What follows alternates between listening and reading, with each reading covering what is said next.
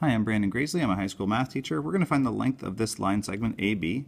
A is -5, -3, and B is 4, -1. Let's plot the points first. -5, -3 is down here. That's A.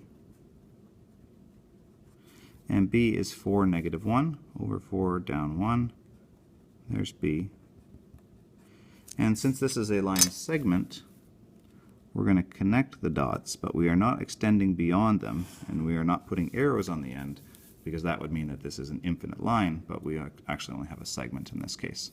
So we don't have to draw the picture to do this. We can now solve or find the length, calculate the length algebraically. So the length of segment AB is equal to, what we're going to do is take the difference in the x values, square that difference, the difference in the y values, square that difference, sum them, and then take the square root of the whole thing. So here is the formula that you may be familiar with.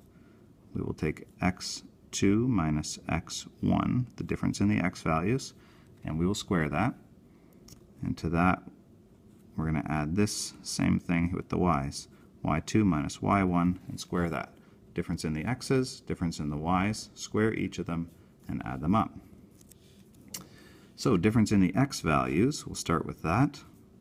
Let's make this our x2. It doesn't actually matter which one you have first, but let's be consistent. We'll make b our number 2 point, so 4 minus -5. And I'll put that in a square bracket to be really clear. And that's going to be squared.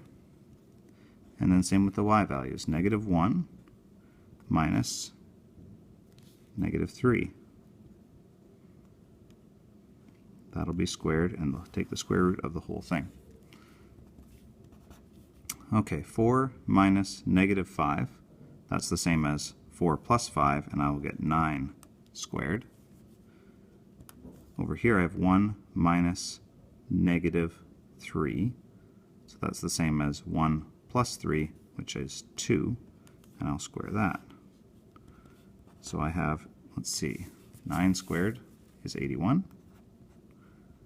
2 squared is 4. That means this is the square root of 85. Now 85 is not a perfect square, so it does not give us a nice integer answer. We have instead approximately 9.22. So this answer here is exactly right, and this answer here is approximately right. And so that's why the little dot above the equal sign, you can also put a little squiggle instead of the dot. Either one says that this is an approximate answer. Thanks.